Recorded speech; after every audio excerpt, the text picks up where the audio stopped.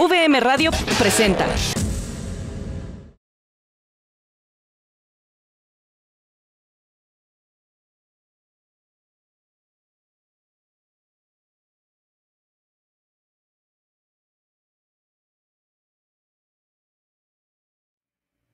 ¿Qué tal? Muy buenas tardes, bienvenidos, bienvenidas a esta quinta edición en la Semana Nacional de Educación Financiera aquí en VM Radio.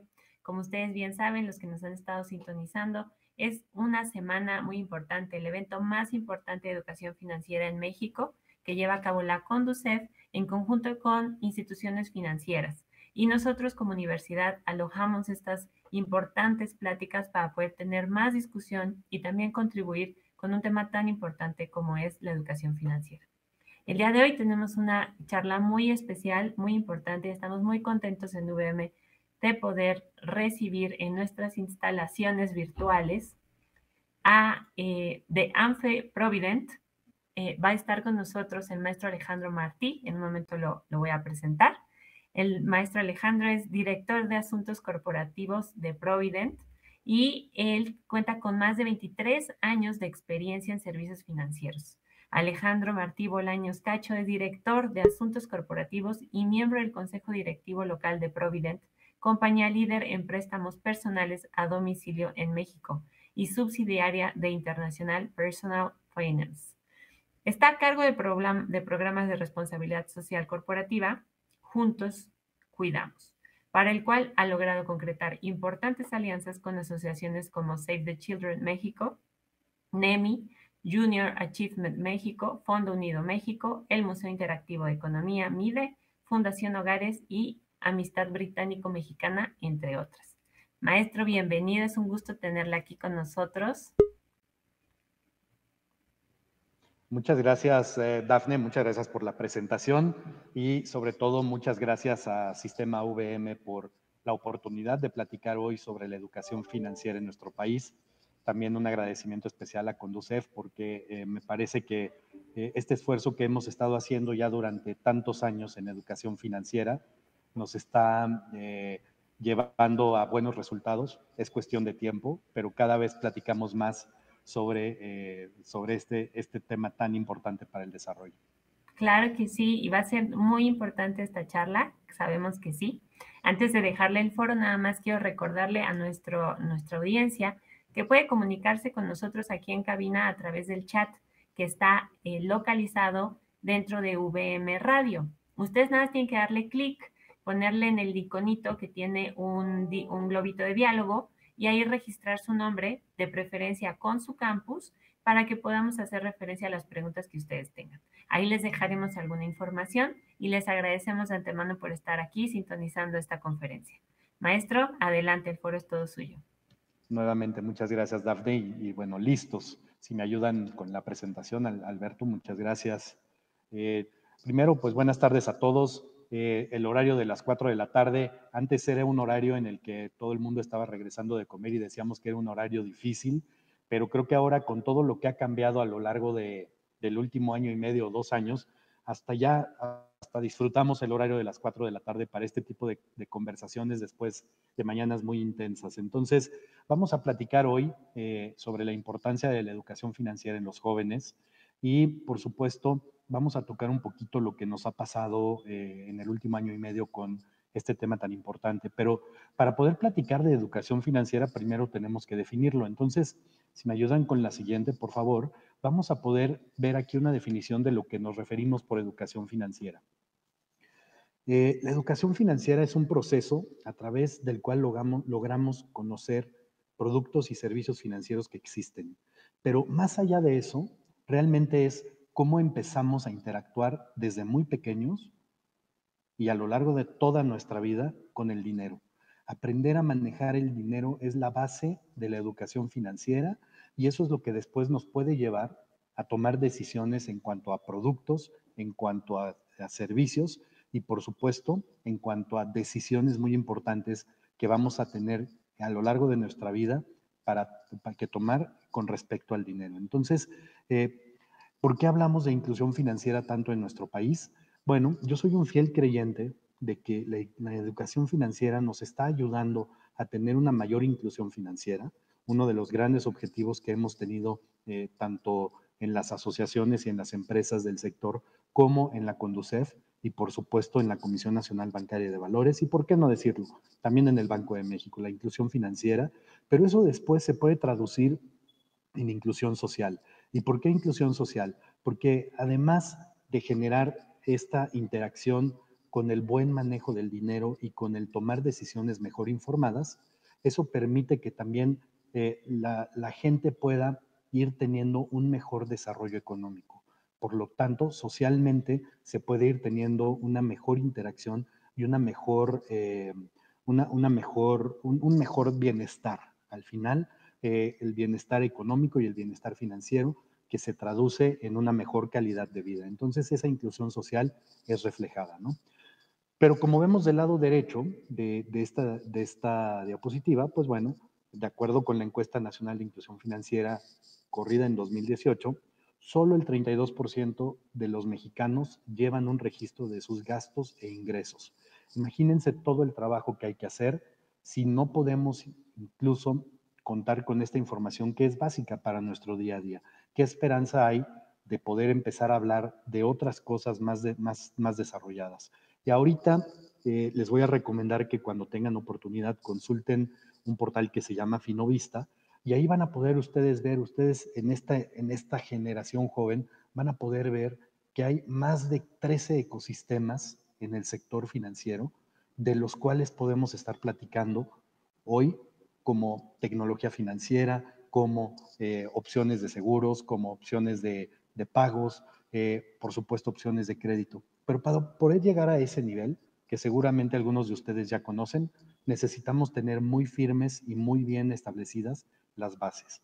Y la educación financiera es establecer esas bases para poder hablar de estos temas. Si vamos a la siguiente, un poquito más de dato. Bueno, ¿cuáles serían los conceptos básicos de los que platicamos cuando hablamos de educación financiera? Y aquí les diría, bueno, empecemos hablando por el ingreso. ¿Qué es el ingreso? Es el dinero que uno recibe, que uno gana, que nos dan. Muchas veces cuando somos jóvenes todavía tenemos esa posibilidad de que nuestros papás nos puedan apoyar con algún ingreso. Pero no solo eso, también muchas veces empezamos a trabajar muy jóvenes y tenemos un ingreso que nos ganamos. O también puede ser que hayamos invertido y que tengamos a través de las inversiones algún tipo de ingreso. Por otro lado, tenemos el ahorro también. De ese ingreso, ¿cuánto es lo que puedo guardar? ¿Cuánto es lo que se destina para metas específicas futuras? O simplemente para tener la meta máxima que puede llegar a tener el ahorro, que puede llegar a ser el retiro. Ustedes hoy en día están muy lejos todavía de pensar en el retiro. Sin embargo, por eso se crean sistemas como las Afores, para que ustedes que hoy todavía no están pensando en eso, cuando inicien su vida laboral, puedan tener ese ahorro de alguna manera obligado y que ese ahorro sea para que cuando llegue el momento, cuando en 40 años o 45 años lleguen a ese punto de tener, de tener la oportunidad de jubilarse o de retirarse, que tengan una cantidad ahorrada y que les pueda ayudar. Tal vez no va a ser suficiente, entonces hay que poner la disciplina del ahorro en nuestra propia vida para poder tener una mejor alternativa cuando llegue ese momento. El tercer concepto que viene aquí es el gasto.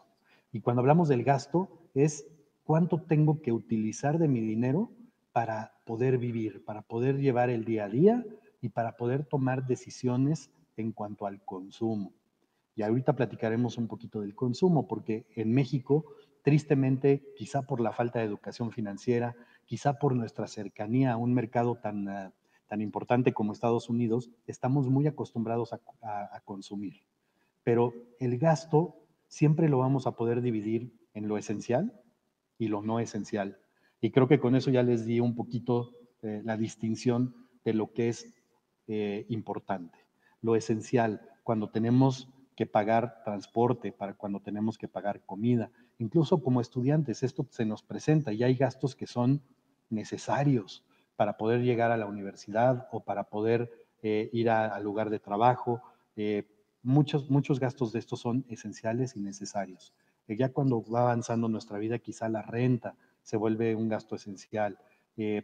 o pagar nuestra hipoteca también es un gasto esencial. Entonces hay que aprender a distinguir. Y cuando vemos el consumo, hay consumo necesario, como puede ser ir al súper, hay que comprar comida. Ese es parte del gasto corriente que tiene una familia y que la van a tener ustedes seguramente a lo largo de su vida. Pero también hay gasto de consumo que no es necesario. Y aquí creo que todos podemos reconocer que en la vida diaria muchas veces tomamos decisiones de gasto muy enfocado en el impulso. Quiero unos tenis, pero quiero los de marca, no importa cuánto cuesten, porque esos son los que están de moda. O quiero comprar ahorita las palomitas en el cine, ¿por qué no? A veces podríamos pensar que es casi obligatorio. La realidad es que es un gasto no esencial. Puedes ir al cine, divertirte y tal vez no comprar nada en la tiendita, pero como que las cosas van de la mano, ¿no? A veces el gasto que ya hicimos nos lleva a otro gasto y luego a otro gasto. Nos vamos el fin de semana a pasear al centro comercial y por estar en el centro comercial acabamos comprando algo que tal vez no necesitábamos. Y eso nos pasa a todos. Entonces, a veces el llevar ese registro de nuestros ingresos y de nuestros gastos nos puede dar una foto inmediata de realmente si necesitamos o no estar haciendo ese tipo de compras. En los programas de educación financiera hay muchas cosas que informar, pero una de las principales es aprender a hacer un presupuesto básico. Ingresos menos gastos nos da la cantidad disponible para poder ahorrar o para poder invertir. Entonces, llevar ese presupuesto es clave. Y lo que es muy importante, muchos de ustedes serán de la Escuela de Negocios de UVM, de algunas otras escuelas ligadas a empresa, a relaciones internacionales, quizá de otras carreras, pero lo que es muy importante es que cuando nosotros en lo personal, y esto aplica para todos, no importa si estamos estudiando algo totalmente desligado a negocios, si aprendemos a hacer un presupuesto personal, y lo hacemos bien y llevamos el registro de lo que tenemos que contemplar en nuestro día a día, eso después se puede volver una muy buena base para poder llevar el presupuesto de un emprendimiento. Y seguramente muchos de ustedes ya son emprendedores o van a ser emprendedores en un futuro cercano. Entonces, si sabemos llevar un presupuesto personal, vamos a poder hacer un presupuesto para ese emprendimiento o para ese pequeño negocio. Y lo más curioso de todo esto es que si sabemos hacer bien ese presupuesto y después nos metemos a trabajar a una empresa grande o a una empresa pública que cotiza en los mercados de valores, la base del presupuesto no cambia. Ingresos, gastos. Sí se hace más compleja, se hace un poquito más complicada. Eso no lo podemos dejar de reconocer. Pero saber hacer un presupuesto es la base para poder llevar bien los registros y las cosas que impliquen desde mi gasto diario personal hasta los grandes corporativos que compran grandes cantidades de insumos y que venden grandes cantidades de productos de cualquier tipo o de servicios de cualquier tipo. Y bueno, la quinta parte de los conceptos básicos son los servicios financieros. Y aquí es en donde hoy vamos a platicar un poquito sobre algunos de ellos, pero lo que les decía, en este ecosistema y con el mundo tan cambiante que nos ha tocado vivir, hoy la tecnología es prácticamente parte del sector financiero o viceversa, ¿no? El sector financiero se ha vuelto una gran integración hacia el mundo de la tecnología y no nos daría tiempo de platicar de todo. Entonces vamos a platicar de algunas cosas, pero aquí pueden ver hipotecas, créditos, seguros, fianzas, préstamos personales, podríamos platicar muchos más. Hay que entender bien los servicios financieros a los cuales tenemos acceso para poder tomar las decisiones correctas y si van a ser decisiones enfocadas en crecer, van a ser enfocadas en protegernos de algunos riesgos, si van a ser enfocadas en un nuevo emprendimiento o si simplemente vamos a tener que utilizar algún tipo de instrumento para poder irnos de viaje, para poder realizar esa compra que siempre hemos querido. Todo eso hay que contemplarlo y para eso hay que entender bien los servicios financieros. Ahora, una cosa que siempre me gusta decirles, y ya para pasar a la siguiente diapositiva, hay realmente 3 decisiones que uno puede tomar en la vida financiera como concepto. Se toman decisiones de ahorro, se toman decisiones de crédito y se toman decisiones de inversión. Ahorro es cuánto voy a guardar de mi disponible del ingreso que me queda. Crédito es si necesito pedir prestado para poder llevar a cabo algo de lo que quiero porque no tuve el suficiente remanente o la suficiente utilidad para poder hacer lo que tengo planeado. E inversión, que es dónde voy a poner dinero para producir más. Y la inversión puede ser de portafolio o puede ser inversión en activos que sean tangibles y que nos lleve a crecer. Y las dos variables que siempre existen en las decisiones financieras, que se vuelven fórmulas y son fórmulas enormes a lo largo de la vida, son el costo y el tiempo. Si ustedes se ponen a analizar todas las decisiones relacionadas con dinero, normalmente tienen esas dos variables, el costo y el tiempo. El costo normalmente le decimos tasas, tasa de interés, tasa de prima, prima de riesgo, costo, todo eso se traduce en un porcentaje. Y el tiempo es eso, el tiempo, semanas, meses, quincenas, años, etcétera. Entonces, son esas tres decisiones y con esas dos variables. Las tres decisiones son ahorro, crédito e inversión, y las dos variables van a ser costo y tiempo. Ahora, si vamos a la siguiente, por favor, Alberto, ¿cómo estamos en la parte de acceso en México? Bueno, 54 millones de personas tienen acceso a productos financieros. Ese número es muy grande, pero también es cierto que hablamos de la mitad de la población. Nos falta mucho por recorrer, sobre todo en los lugares que no son tan densos en población. En donde hay mucha densidad, en la Ciudad de México, en Guadalajara, en Monterrey, en Puebla, en todas las ciudades grandes, hay una alta penetración y cobertura de servicios financieros. Pero llevar servicios financieros a los lugares más retirados es complicado y es caro. Y para poder llegar a todos esos lugares hay que invertir en tecnología, que ya está pasando, y tenemos que llevar a más personas a la oportunidad de tener este acceso a los servicios financieros. También solo el 47% de la población adulta posee una cuenta bancaria. Esto tiene que crecer porque la cuenta bancaria, imagínense ahora con la tecnología, se vuelve casi un pasaporte de acceso a todos los demás servicios financieros. En México todavía manejamos mucho el efectivo. El efectivo es importante y es el que se guarda en esas cuentas bancarias. Pero cada vez más vemos cómo se meten mecanismos de pago electrónico a través del celular, a través de las tarjetas, a través de simplemente tocar las terminales. Y todo eso se tiene que ligar normalmente a una cuenta bancaria o a un tipo de instrumento crediticio. Entonces, es muy importante que este número también crezca. También es cierto que el 32% nos dice que no tienen ningún servicio financiero contratado. Eso también es muy relevante porque quiere decir que todo el manejo del dinero se está haciendo a través de la experiencia, del sistema empírico, o para decirlo de otra forma más fácil, en el colchón. En el colchón o en la alacena, y de ahí sale para poder seguir manejando el dinero.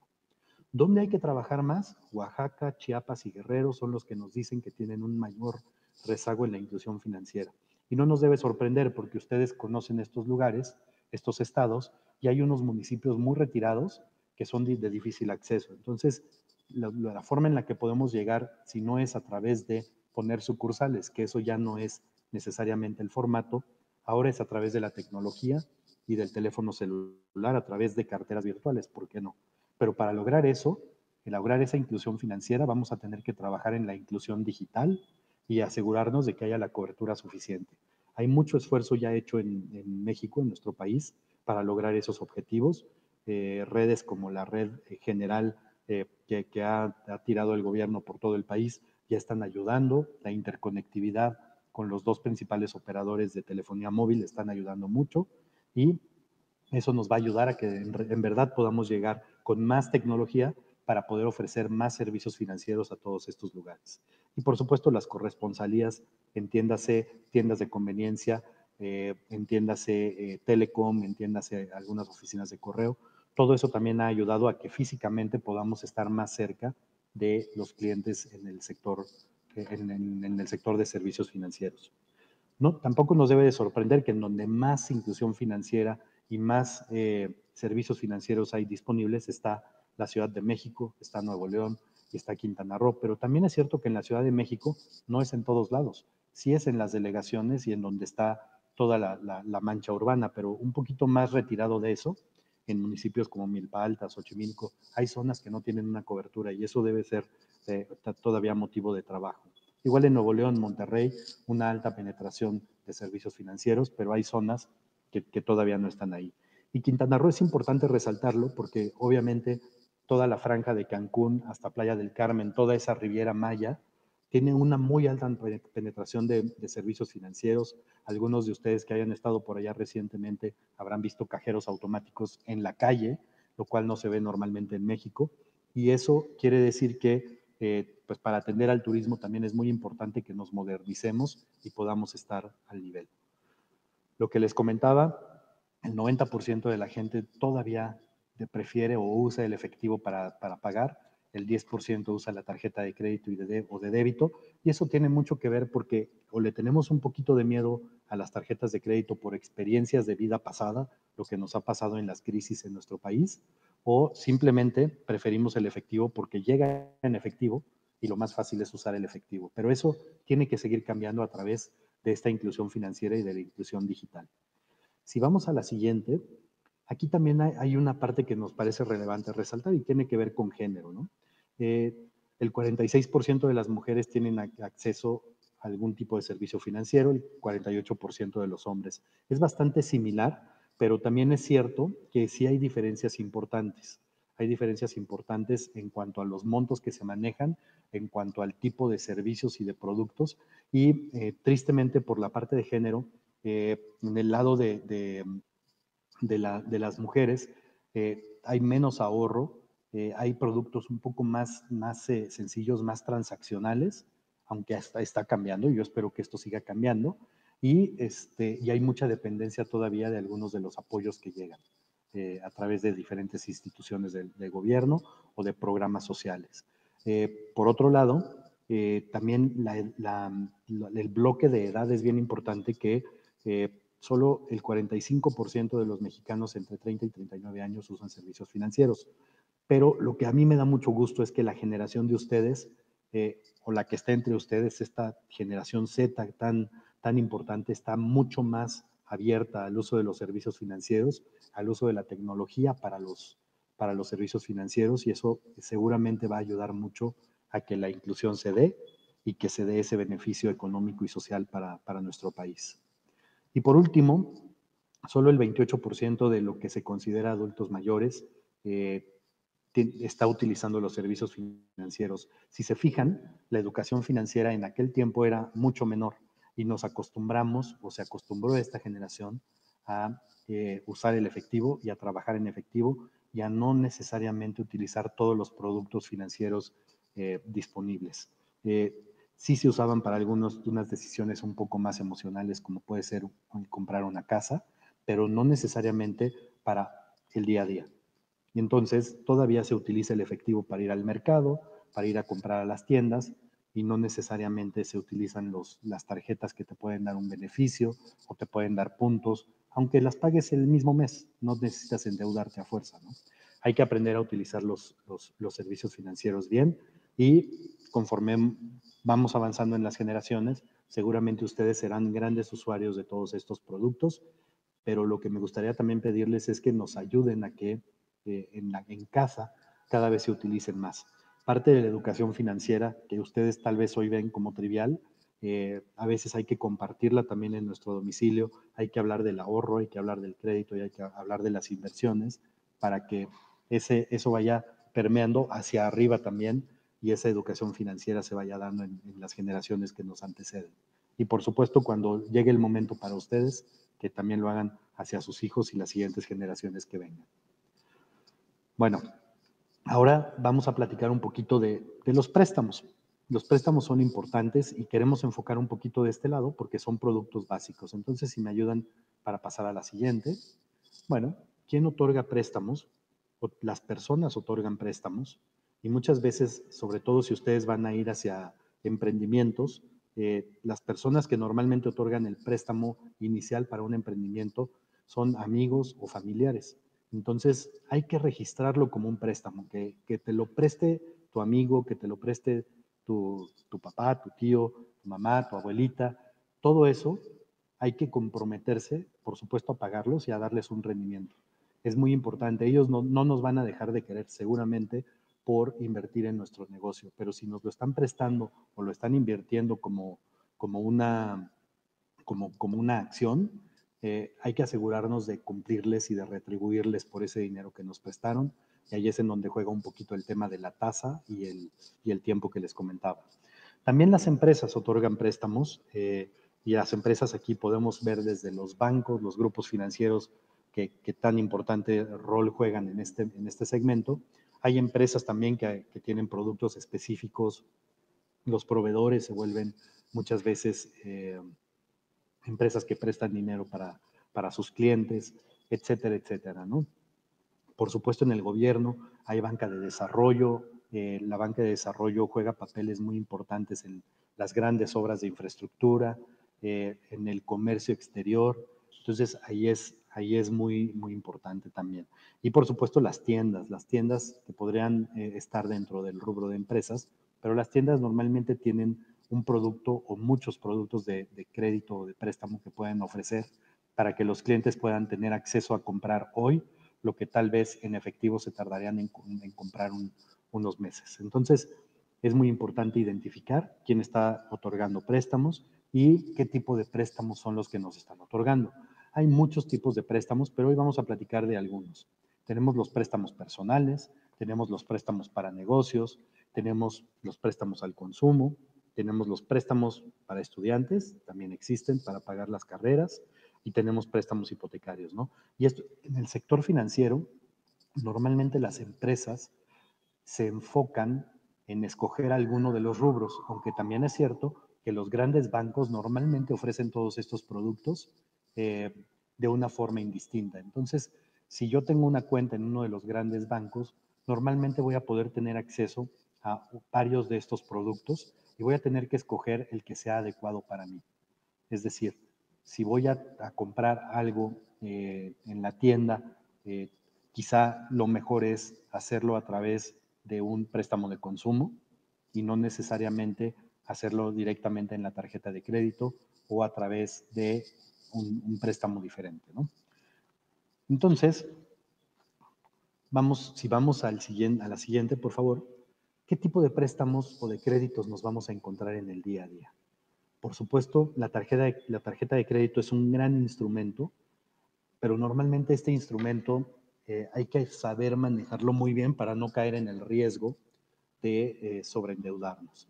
Las instituciones del sector financiero tenemos la obligación normalmente de hacer un buen estudio crediticio y el estudio crediticio normalmente nos lleva a saber cuánto es lo que una persona tiene disponible. Recuerden, regresamos al presupuesto, ingresos menos gastos, cuánto es lo que queda de ingreso disponible y hasta cuánto de ese ingreso es el que se pudiera llegar a comprometer. Sin embargo, en la tarjeta de crédito, que normalmente se vuelve un producto revolvente, que lo usas, lo pagas, lo vuelves a usar, lo vuelves a pagar, también entra mucho el tema del buen comportamiento y conforme vas comportándote bien con ese producto, entonces esa línea de crédito puede ir creciendo. Entonces, de ahí un poquito, la institución ya aprobó un monto, una línea de crédito, y conforme te vas creando un buen historial, te la puede ir incrementando. La responsabilidad de cuánto se usa ya recae en ti como persona. Y tú eres el que debe de saber que aunque te den una línea de crédito muy grande, tu capacidad de pago a través de ese ejercicio que haces de ingresos menos gastos, te debe de decir hasta dónde puedes llegar con tu tarjeta de crédito. Es de muy fácil uso, ustedes seguramente lo ven y lo viven, y bueno, el control para no comprar de más depende de cada uno de ustedes. Tenemos también las tarjetas de crédito de las tiendas departamentales. Estas también son fáciles de obtener. Las tiendas tienen esa necesidad de dar opciones para que sus clientes puedan acudir y comprar los productos, y sobre todo cuando son productos de consumo duradero, bienes de consumo duradero, es importante que haya opciones para los clientes, porque si vas a comprar una pantalla, pues no necesariamente la pantalla te va a durar un mes y la pagas al mes, como sería quizá a través de tu tarjeta de crédito, sino que la pantalla pues al menos te va a durar 2 años y lo ideal en un buen match financiero sería que la pantalla la puedas pagar durante la vida útil que puede llevar, ¿no? La realidad es que sí es cierto, la mayoría preferimos comprar la pantalla de golpe y pagarla al siguiente mes, pero para eso necesitas tener el ingreso disponible. Si no lo tienes, la opción en tiendas es buena, pero lo que hay que hacer es entender muy bien los términos a los cuales nos estamos comprometiendo en ese sentido, ¿no? El crédito de nómina es algo que está creciendo cada vez más en nuestro país y esto lo que es importante es mencionar que el sueldo es parte de la garantía o es la garantía principal. Ahora, para poder generar un sueldo en el crédito de nómina, pues necesitas tener trabajo.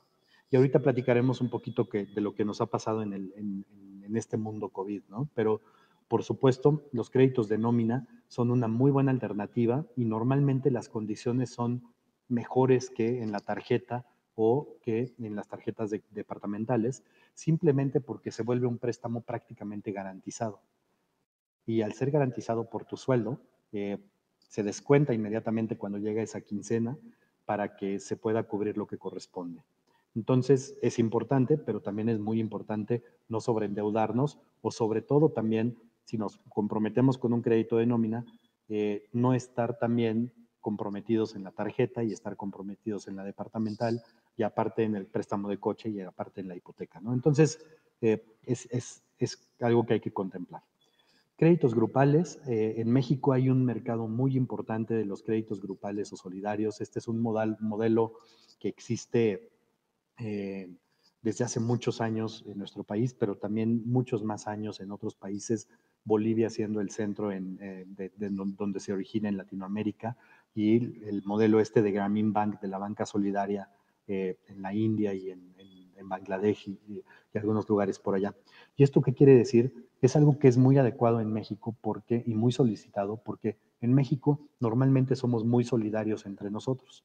Y un crédito grupal normalmente lo que implica es que en un grupo de 5 personas todos somos avales los unos de los otros. Entonces, si a una persona esa semana no le va bien y no puede hacer el pago que le corresponde, lo primero que pasa en el crédito grupal es que las demás personas del grupo ponen la parte correspondiente.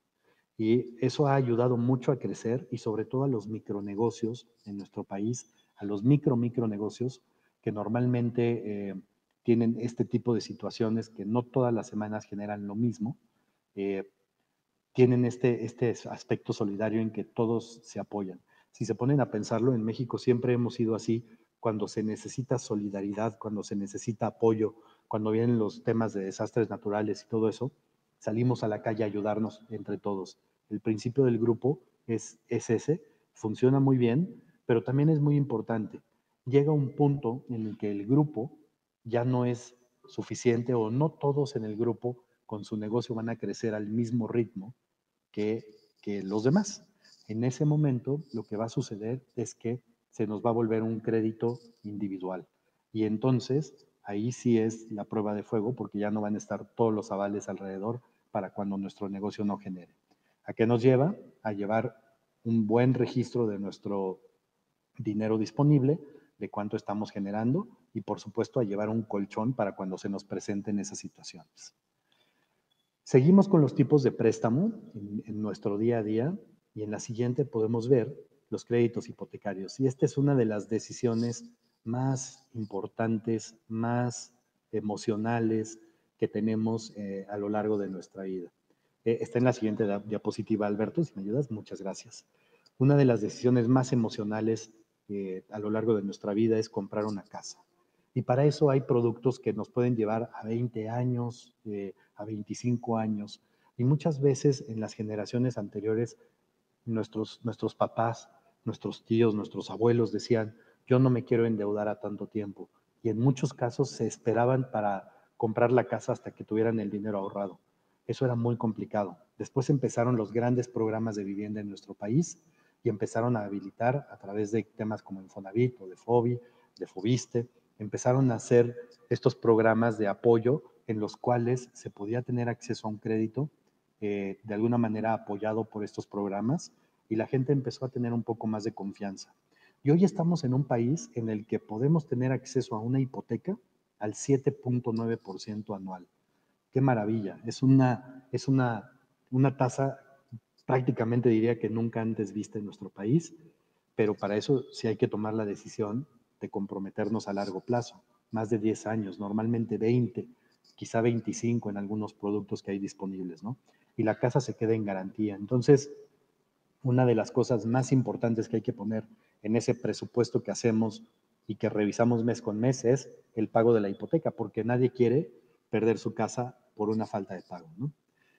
Tenemos los préstamos para bienes de consumo, que eso ya platicamos un poquito, pero uno de los más característicos en este sentido es el del coche. Y también es una decisión bastante emocional cuando vamos a comprar nuestro primer coche nosotros. Quizá ya tuvimos alguno, quizá nos lo heredaron, pero cuando vamos a comprar nuestro primer coche, hay opciones para hacerlo a crédito, pero también, así como va la responsabilidad de ya tener nuestro propio vehículo, también está la responsabilidad de cubrir lo que nos corresponde del gasto en ese vehículo a través del crédito automotriz que estemos tomando. Y bueno, los préstamos personales que por cierto es lo que nosotros en Provident hacemos desde hace mucho aquí en México y desde hace más de 120 años en Inglaterra y en otros países. Y los préstamos personales son eso. Cuando tú pasas de alguno de los otros productos a tener una línea de crédito personal, es que simplemente la institución tiene esa relación cara a cara contigo de decirte, aquí está tu línea de crédito para que la uses cuando la necesites. Esa es muy importante. Obviamente en nuestro país, en la base de la pirámide sobre todo, se usa mucho para situaciones emergentes, que es muy característico, pero yo les diría que uno de los temas más emocionales también y en los cuales las líneas de préstamos personales son ampliamente utilizadas es el regreso a clases. Si bien no necesariamente todo se cubre a través de un préstamo de estos, lo que sí es cierto es que las mamás, los papás queremos que nuestros hijos regresen el primer día de clases de cada periodo perfectamente uniformados, con todos los uniformes, con todos los útiles escolares. Y también ahora que esta pandemia nos trajo tantos retos, que ahora tengan el acceso a la tecnología adecuada para poder llevar a sus clases de forma remota.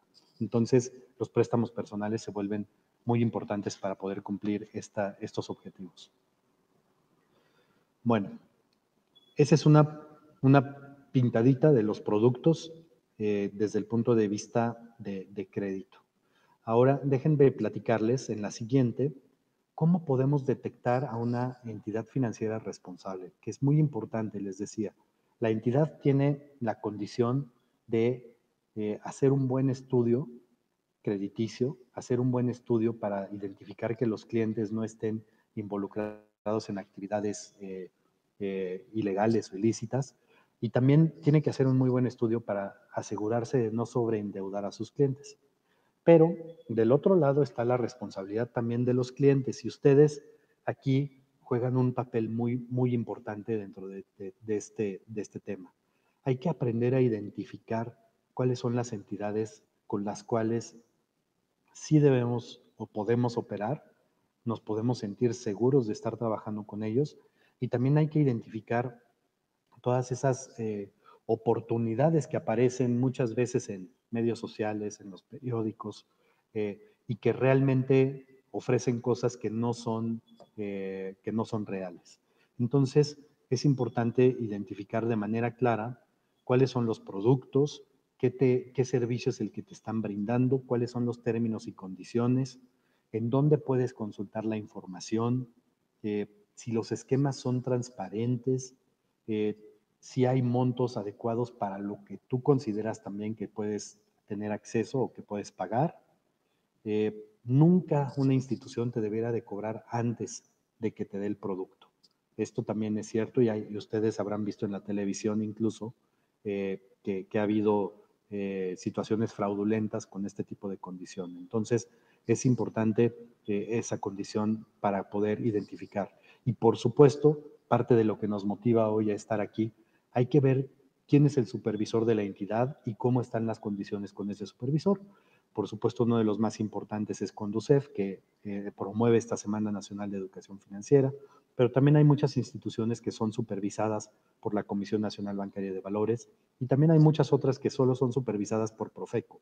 Les ponía el ejemplo de algunos créditos comerciales que se otorgan, pero simplemente desde quizá lo más sencillo que puede ser la línea de celular que nos otorgan en los programas de pospago, en los de prepago no, porque ahí pagas de forma anticipada, pero en los de pospago normalmente hay que firmar una línea de crédito por el monto que tienes autorizado para poder pagar. Entonces, sí es muy importante la recomendación de antes de solicitar un préstamo, calcula cuánto podrás pagar. Recuerda que es importante no comprometer más el 30% de tu ingreso en créditos y en préstamos y en todo lo que se parezca. Y por supuesto, identifica que la institución con la que estés trabajando sea una institución formal supervisada por alguna de las entidades que acabo de mencionarlas. ¿Qué nos ha pasado con la pandemia? Y ya vamos a ir prácticamente hacia el cierre de la presentación de hoy. Bueno, yo lo que comento es que el COVID nos trajo un curso intensivo a todos los adultos y creo que a todos los miembros de las familias, un curso intensivo de educación financiera. Porque hoy sería mucho más sencillo hablar de muchos temas que se nos han presentado, más allá de los de salud y que seguramente conocemos de forma cercana en muchos casos. También se han generado muchos temas económicos, financieros, familiares y de los negocios de nuestras familias. ¿Y por qué se da esto? Porque efectivamente en muchos casos no estábamos acostumbrados a tener un ahorro más allá de lo que se podía tener en la cuenta de la Afore o en alguna otra cuenta. Entonces el ahorro se volvió esa parte que nos empezó a faltar el dinero y tuvimos que aprender a hacer cosas diferentes a lo largo de esta pandemia. En México tenemos un gran espíritu emprendedor y mucha gente que fue perdiendo su actividad principal salió a hacer otras actividades de negocio, otros emprendimientos, se veían incluso algunas cosas ligadas a necesidades específicas, como puede ser cubrebocas, y de repente todo el mundo estaba vendiendo cubrebocas. Y eso es porque la actividad principal ya no estaba generando y porque no teníamos ese colchoncito del ahorro para que nos apoyara. Entonces, lo digo con todo el respeto que merece la situación. Fue un curso intensivo de educación financiera que seguramente a los adultos de mi generación y a ustedes como jóvenes a lo que sí nos va a llevar es a poder considerar el poder tener un colchón guardado para cuando se presenten este tipo de imprevistos. Nadie nos dice de qué tamaño puede ser. Seguramente algunos pensábamos que iban a ser muchos menos meses de los que al final han sido y nunca nos podríamos haber preparado, pero quizá el tener un poquito más ahorrado y un poquito más guardado hubiera sido de gran ayuda. Entonces, los invito a que aprendan esa parte de llevar un buen presupuesto y de tener el dinero guardado, aunque parezca que nos paga poquito en el banco, eso es mejor que cuando llegue el momento no tener una alternativa para poder hacer frente a situaciones apremiantes. Esperemos que en nuestra vida no volvamos a vivir una situación como la que se presentó, pero hay otro tipo de situaciones que se van a presentar en menor medida o en diferente medida y hay que tener ese colchón listo para poderlo enfrentar. Y bueno, me voy a mover a la última diapositiva que quería compartir con ustedes hoy, porque también es cierto que hoy estamos en un mundo de la digitalización que nos expone. Entonces, aquí les ponemos cuidado con el phishing, pero más allá del phishing, les diría cuidado con todo lo que autorizamos en nuestros canales digitales. El teléfono es una gran herramienta. Se ha vuelto gran apertura para todo el sector financiero, pero también se ha vuelto una gran apertura para muchos otros sectores. Uno que reconocerán, porque ya lo vemos en la tele cada 20 minutos, simplemente cuando hay eventos deportivos, es el sector de apuestas, por ejemplo. Podrán ver también que sean todas las plataformas que hay ahora de streaming, que nos dan acceso a diferentes contenidos, y de hecho vemos ahora grandes cadenas moviéndose hacia este tipo de plataformas y dejando las plataformas originales de transmisión. Entonces, ¿pero qué es lo que les estoy pidiendo que cuidemos aquí? Efectivamente, cuando tenemos el teléfono en la mano con la plataforma Android o la plataforma iOS, es muy fácil también a todo decirle que sí. Cuando nos metemos en servicios financieros, tratemos de entender un poquito lo que está, tratemos de leer un poquito más. Cuando compremos la app o bajemos la app que es gratuita de cualquier tipo de servicio, normalmente tiene una implicación económica y a veces no la reconocemos porque las primeras veces normalmente es gratis. Sin embargo, conforme va avanzando el tiempo o conforme vamos utilizando más la plataforma, acabamos cayendo en el tema de compras dentro de las aplicaciones. Y le damos clic y ya capturamos los datos de nuestra tarjeta de débito o ya capturamos los datos de nuestra tarjeta de crédito o buscamos alguna otra manera de pagar, pero al final ya estamos compartiendo esos datos. Entonces, es muy importante que tratemos de cuidar lo máximo posible nuestros datos personales, nuestros datos de pago, nuestros instrumentos a través de los cuales estamos teniendo acceso a todas estas plataformas. Y el phishing es uno de los formatos que ustedes conocen bien, a través de los cuales tratan de sacar datos, nos pueden llegar a intentar extorsionar, nos pueden llegar a intentar hacer un fraude. Hay que tener mucho cuidado. Cuando vean los términos y condiciones, denle una pasada rápida, una leída rápida. Tal vez no les estoy pidiendo que lean las 38 páginas que salen en el teléfono porque es casi imposible, pero normalmente los principales términos y condiciones se pueden identificar de una forma muy rápido. Y el mundo digital ya nos alcanzó, a ustedes ya los alcanzó. VM ha estado en la vanguardia ya durante muchos años con Laureate y con los diferentes esquemas que se manejan de educación a distancia. Pero eso también lo van a ver ahora en el sector financiero conforme vayan avanzando en su carrera. Y es importante que lo cuiden y que a través del tiempo identifiquen lo que sí es una oportunidad y lo que no es realidad. Si alguien les ofrece dinero gratis y les ofrece grandes oportunidades a cambio de no hacer nada, duden y duden muchísimo porque no hay nada gratis en esta vida. Dicen los americanos, there's no free lunch, no hay lunch gratis, y normalmente si algo nos ofrece demasiado rendimiento, demasiado buen retorno, quiere decir que podemos ser sospechosos con el tema. Y eso seguramente en alguna otra plática aprenderán sobre criptomonedas, sobre bitcoins. Tengan cuidado, simplemente yo creo que es una gran herramienta, por ejemplo el bitcoin me gusta mucho, pero hay que identificar qué tipo de riesgo corremos en eso. Es un riesgo de capital, no es un riesgo de una moneda de circulación regulada por alguien más. Entonces es como si invirtieran en acciones y eso puede subir y puede bajar. Identifiquen bien esos riesgos, tengan cuidado con su identidad, tengan cuidado con sus datos personales y traten de llevar siempre su presupuesto de ingresos y gastos al día para que puedan tomar las mejores decisiones financieras a lo largo de su vida. Con eso termino, les agradezco muchísimo su atención y bueno, ahora atenderemos algunas preguntas con mucho gusto y creo que ya tenemos la primera por el chat. Adelante, Dafne, por favor. Claro que sí, muchísimas gracias por esta conferencia.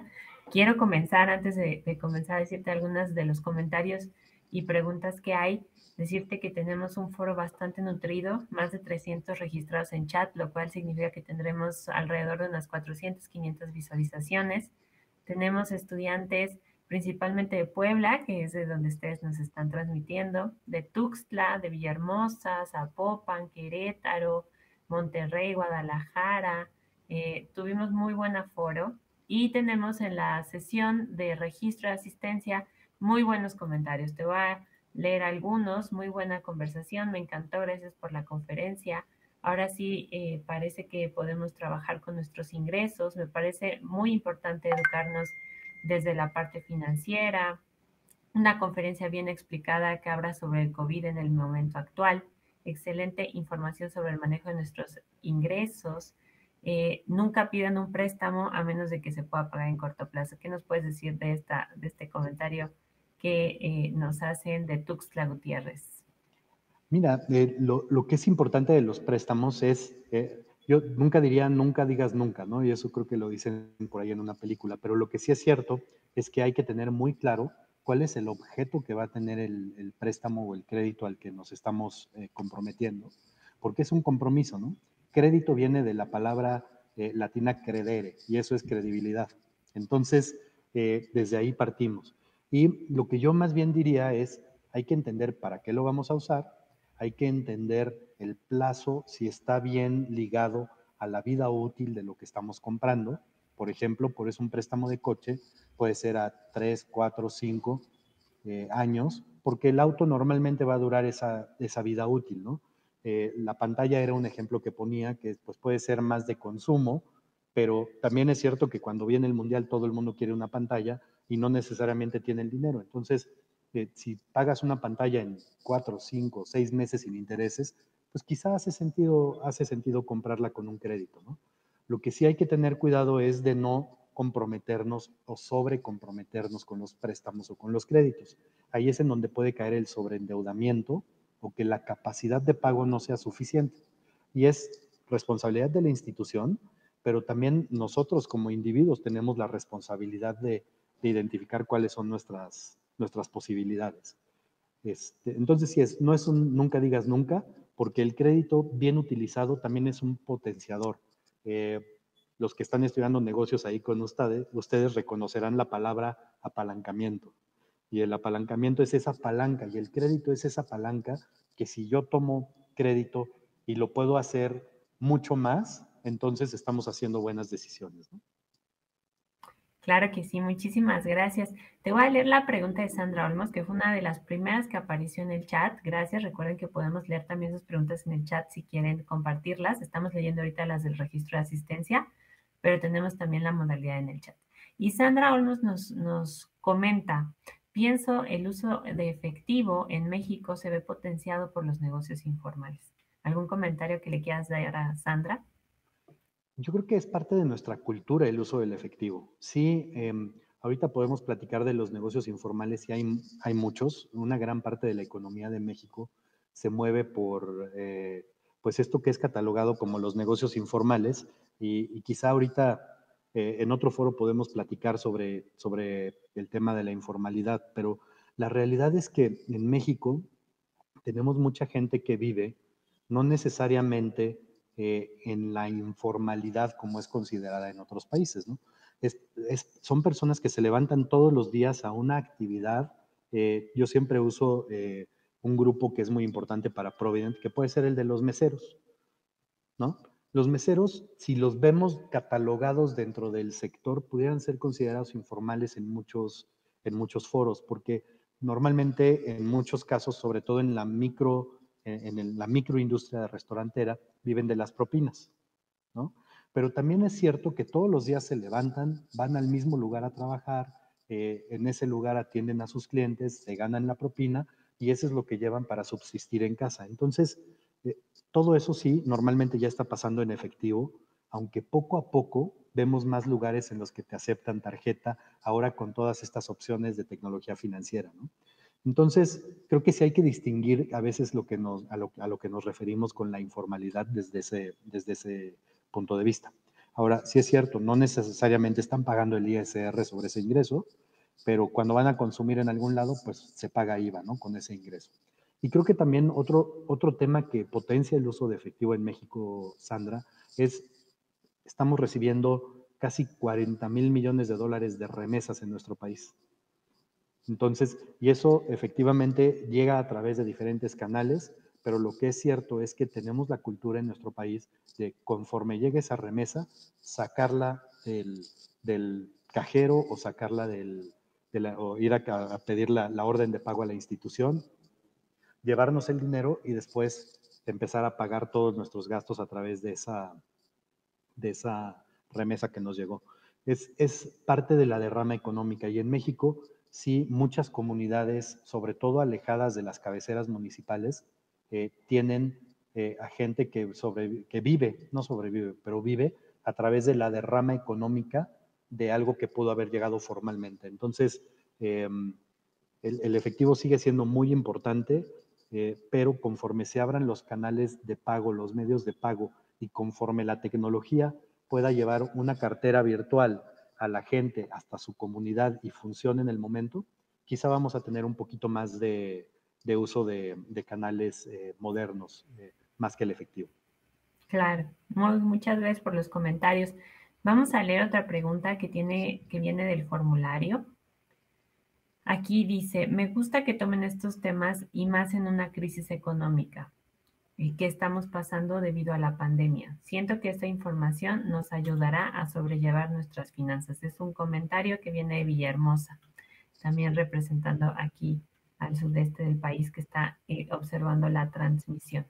Como decimos, Dafne, quizá si hubiéramos sabido que algo así iba a venir antes, nos hubiéramos preparado, ¿no? Y es a lo que me refería. Fue un curso intensivo de educación financiera porque nunca sabes cuándo van a llegar estas cosas, pero lo que sí me da gusto es que en una de las últimas encuestas que realizamos, la gente nos dice que ahora alrededor del 70% de la gente en la base de la pirámide que entrevistamos nos dice que está más dispuesta a ahorrar. Entonces, pues bueno, aprendimos de una forma muy difícil y muy costosa en muchos sentidos, pero estamos aprendiendo, ¿no?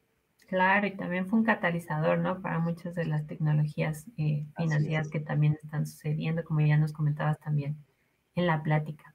Tenemos un comentario adicional de Emily Soto respecto a las criptomonedas. ¿En algún momento México y los bancos utilizarán más estas criptomonedas o no? Digo, ya comentaste que no es aspecto de esta conferencia, pero fue un tema que levantó varias preguntas, entonces tomé esta nada más para darles así una probadita de lo que nos quieras comentar. Sí, esa yo creo que nos puede llevar un par de horas platicarla, pero miren, El Salvador ya tomó como oficial el Bitcoin, ¿no? Y entonces se vuelve como una moneda ya de curso legal, pero con las características que tiene. No es el dólar. En Salvador la moneda oficial es el dólar y está avalada, de hecho, por la Reserva Federal de Estados Unidos. Y entonces ellos tienen ciertas condiciones que no pueden emitir más moneda porque les genera inflación, etcétera. Que el Bitcoin ya se ha aceptado en todos los lugares y que haya sido una decisión de gobierno, pues implica que ya se puede utilizar, pero al final el valor del Bitcoin no lo están regulando. Por lo tanto, si el Bitcoin se cae, como ha pasado de repente que cae $10,000 el valor de un Bitcoin en un día, pues esa persona ese día pierde. Y también es cierto que el día que gana los $10,000, pues puede estar muy feliz porque o recuperó su dinero, o si acababa de entrar, pues tuvo un rendimiento muy importante. Pero al final hay que tomar ese riesgo, el riesgo de las criptomonedas, como una inversión en capitales, en las acciones. No es una inversión en deuda como un bono, sino que aquí estamos hablando realmente, es como si invirtieras en las acciones de Facebook, si hubieras invertido el viernes pasado y el lunes se cayó el valor de Facebook $6,000 millones y tus acciones se cayeron un 20%. Lo mismo pasa con las criptomonedas. Hay que tener cuidado y sobre todo, para Emily, hay que entender bien qué está detrás de la criptomoneda. De Bitcoin sabemos que es este personaje japonés que se comprometió a no hacer más Bitcoins. Ojalá y lo pueda mantener porque es muy importante. Pero si les ponemos la criptomoneda del el Petrozuela, o no sé cómo se llamó esta moneda que propuso el presidente Maduro de Venezuela, aunque ellos la emitan como gobierno y la hayan creado con esa intención, pues la realidad es que no hay nada detrás de esa propuesta y no valdría la pena invertir ahí, ¿no? Entonces hay que entender bien y para eso ahí sí es en donde la educación financiera juega un papel importante, ¿no? Hay que leer bien qué tipo de criptomoneda que hay detrás y cuál es la garantía o la inversión que hay para que no después se quede volando, ¿no? Por supuesto. Sí, comentarios muy importantes y también pues para reforzar la participación de nuestra comunidad en esta Semana de Educación Financiera y seguir aprendiendo también sobre estos conceptos que sin lugar a dudas son importantes para todos. Tengo una pregunta, dos. Dafne, déjame comentar rápido. Yo le decía a mis amigos hace un par de años cuando Bitcoin subió de valor rapidísimo, hacia cierre del año, fue hace como 3 años, y les decía, yo no sería de los que vendería mi coche para meterme a Bitcoin. Algunos lo hicieron y perdieron muchísimo dinero. Bueno, perdieron el coche, ¿no? Entonces, digo, los que se pudieron aguantar y recuperaron el valor, se tardaron 3 años en recuperarlo, pero mientras estuvieron sin dinero y sin coche. Entonces, hay que tener cuidado. Claro, Perdón. y qué bueno que nos compartas esas anécdotas, ¿no? Porque hay veces que eso es lo que realmente nos hace entender estos conceptos tan abstractos que a veces suceden cuando hablamos de finanzas, ¿no? Entonces, Así es. muchas gracias por ese comentario. Tenemos ya varias preguntas, yo creo que nos las vamos a llevar unas de tarea, pero quiero leer una de Joel porque escribió más de una vez, ¿no? Entonces, esta de Joel dice, muchas veces las empresas chicas no tienen beneficios o las personalidades fiscales como el RIF que brindaba un apoyo en cuestiones de impuestos van desapareciendo. Sobre empresas chicas, ¿qué Sí, puedes comentar? los regímenes simplificados, ¿no? Que existían dentro de... Pero eso tiene mucho que ver con el emprendimiento y otra vez, creo que una parte de la educación financiera que hoy no tocamos, pero que también es pues yo creo que una rama que es muy importante explorar y entender bien, es todo lo que tiene que ver con los temas fiscales, ¿no?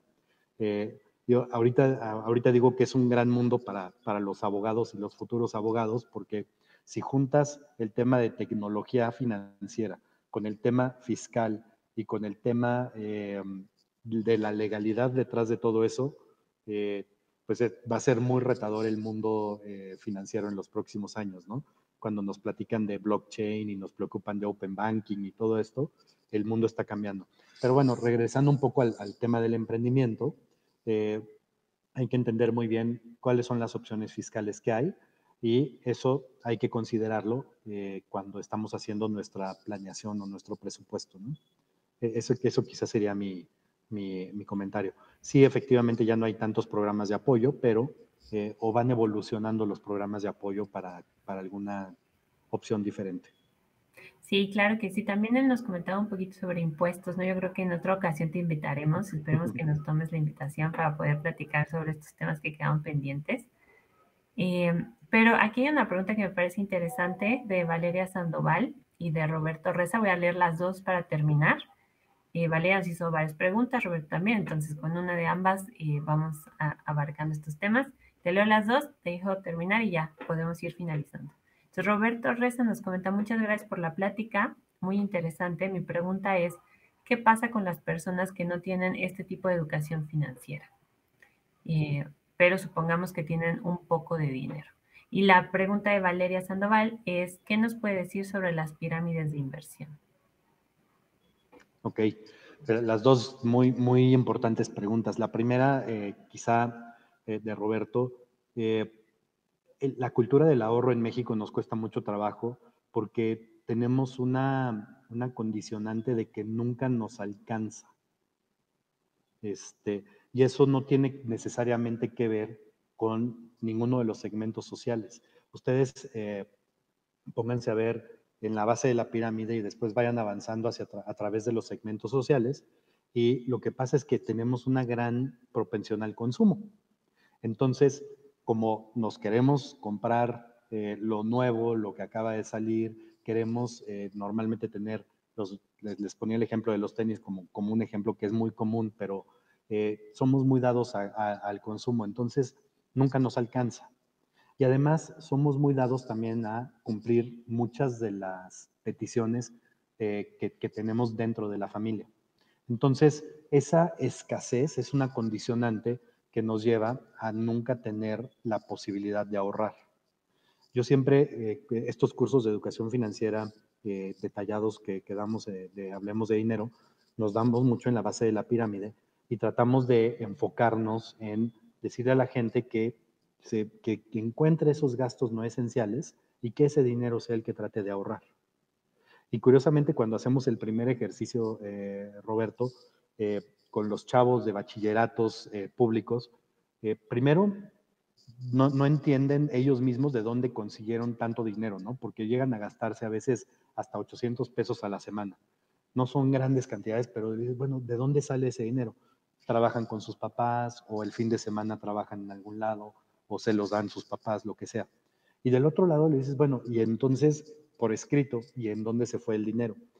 Y se ponen a escribir ellos mismos los conceptos y sale regalos para la novia, en ir al billar, en las maquinitas, en el cine, lo de las palomitas que les ponía como ejemplo. Entonces, bueno, hay que identificar dónde están las oportunidades de no caer en esa trampa, ¿no? Porque efectivamente no es de los estratos sociales. Hay que crear la disciplina y yo diría que países como Alemania o Japón nos enseñaron que incluso en épocas de gran escasez lograron establecer una cultura del ahorro muy importante en la posguerra y hoy son lo que son porque tienen esa cultura del ahorro. Y bueno, y la segunda pregunta, ¿cuál era? ¿La de Valeria? De las pirámides. Sí, correcto, sí. Las pirámides de inversión. Hay que tener muy claro qué tipo de negocio es el que se está haciendo. Las pirámides de inversión o los esquemas Ponzi, que ahora es la forma moderna de platicarlos, y a veces las pirámides de inversión las vemos en los estratos más bajos y el esquema Ponzi que se hizo en la Bolsa de Nueva York lo vemos en el más alto. Pero el sistema de operación es el mismo y fue uno de los grandes problemas que causaron la famosa crisis de Lehman Brothers de 2009, ¿no?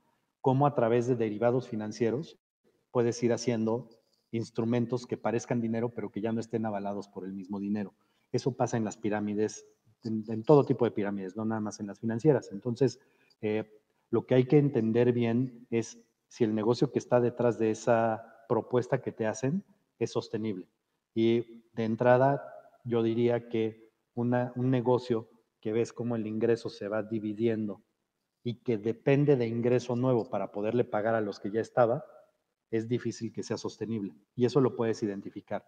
Las propuestas que llegan con altos rendimientos y que siempre están pidiendo más clientes nuevos, normalmente llega un punto en el que si no está entrando dinero nuevo, acaban reventando. Entonces hay que tener mucho cuidado y eso te lleva también a que como parte de la educación financiera puedas analizar esos conceptos o que si no les entiendes, que ese también es muy básico de finanzas, ¿no? Si no le entiendes al instrumento, mejor no te metas en él porque vas a acabar en algo que después no te vas a poder salir. Muchísimas gracias, Alejandro, por estas respuestas. Pues llegaron más y más preguntas. Roberto dice que concuerda contigo, por ejemplo. Y pues yo creo que vamos a tener que dejar algunas pendientes para poder resolver en próximas ocasiones. Esperemos volverte a tener en VM. Ha sido un placer contar con tu presencia. Y pues por mi parte sería todo. Me gustaría saber si quieres cerrar con algo antes de que yo dé las palabras de cierre final. Solo darles las gracias a todos, obviamente al sistema VM, a Conducef, pero sobre todo a los jóvenes porque están interesados en los temas de educación financiera. Y como pueden ver, a mí es un tema que me apasiona, que puedo platicar horas sobre él. Y gracias por su atención. Y bueno, ahora lo poquito o mucho que se quedaron de esta plática, a implementarlo. Claro que sí, con todo gusto. Y pues muchísimas gracias a Alejandro, a Conducef, a Provident, a AMFE también. Ha sido muy interesante esta conversación, muy exitosa, muchas participaciones, entonces creo que nos llevamos bastante sobre lo que reflexionar. Sin lugar a dudas, nuestros docentes que están también multiplicando estas acciones van a tomar estos inputs para poder desarrollar conversaciones en las salas de clases y pues por mi parte te agradezco muchísimo nuevamente. VM por siempre responsable de lo que se ha cultivado. Nos vemos en la próxima sesión y seas bienvenido siempre, Alejandro. Muchas gracias, Daphne. Que tengan una excelente tarde todos.